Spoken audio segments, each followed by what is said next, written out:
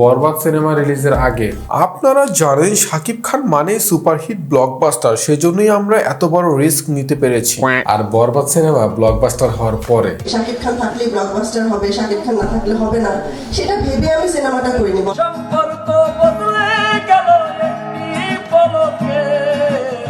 Poultry বাজ রে, বাঙালি এত তাড়াতাড়ি যে পোল্ট্রি নিতে পারে।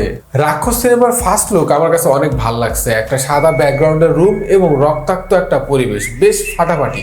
কিন্তু কেউ আমাকে বলেন তো ভাই, এখানে বাঘ দ্বারা আসলে কি বোঝানো হয়েছে? রোমান্টিক অ্যাকশন গল্প আর কি, এই জনরার সিনেমা। অ্যাকশন আর রোমান্সের সাথে বাঘের কি সম্পর্ক? এখানে একটা মানুষকে মাইরা ফেলায় রাখলে বেশি ভালো হতো না? আরে বাঘ মাইরা বুঝাইতেছিল যে নায়ক বাঘের চেয়েও শক্তিশালী। আর সবচেয়ে বড় কথা, এই কথাটা তোর মতো মাথা মোটারা জীবনও বুঝবো না। তুই সবসময় আমার পচাস কেন? হ্যাঁ, একদম চিরুনি অভিযান চালানোর পরে যেটা বুঝলাম, এই বাঘটাকে তারা এআই দিয়ে বানাইছে। যদি এআই দিয়ে নাও বানিয়ে থাকে, যদি ভিএফএক্স দিয়ে করে থাকে, তারপর আমার কাছে খুব একটা ভালো লাগে নাই। একদম বোঝা যাচ্ছে ক্রিঞ্জ টাইপের লাগছে আমার কাছে। তবে এর ব্যাকগ্রাউন্ড যে মিউজিকটা ছিল একদম মাখন। কিন্তু ভাই আমার কাছে তো ভিএফএক্সটা মারাত্মক লাগছে। আমার তো মনে হয় ভিএফএক্স টিম ভালোই কাম করছে। ভাই শুধু তোর কাছে না, বাংলাদেশের অনেকের কাছে এই ভিএফএক্সটা ভালো লাগছে। কারণ আছে তো অবশ্যই। কারণ হচ্ছে যে বাংলাদেশের আগের সিনেমাগুলোর যে ভিএফএক্স, সেই ভিএফএক্সের অবস্থা খুবই খারাপ।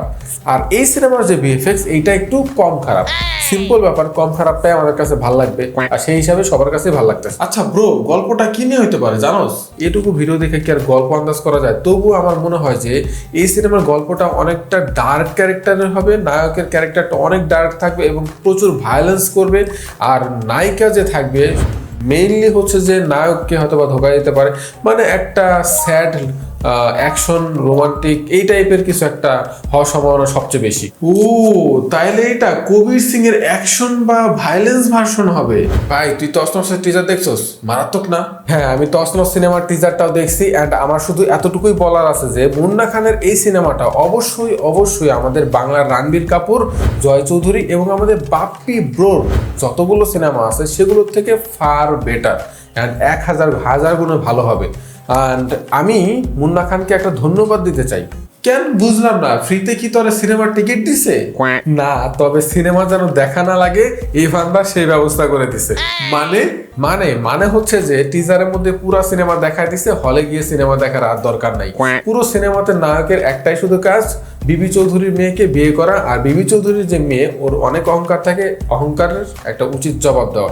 এই নিয়ে হচ্ছে পুরো সিনেমা। তাহলে তুই বল, আমাদের মুন্না খান একটা হেল্প করলো না? এখন আমাদের হলে গিয়ে সিনেমা দেখতে হবে না, আমরা পুরো সিনেমার টিজারে দেখে নিছি। তার মানে কি এই সিনেমায় ভালো কিছু নাই? হ্যাঁ, ভালো দিক তো অবশ্যই আছে, যেমন অ্যাকশন এবং কালার গ্রেডিং আমার মনে ধরছে। মুন্না খান অনেক চেষ্টা করে যাচ্ছে ভালো কিছু করার জন্য, কিন্তু তার ফলাফল একবারে জিরো। ভাই শুনতেছি রাক্ষস সিনেমা নাকি প্রিন্স সিনেমার টক্কর দিতে আইতেছে।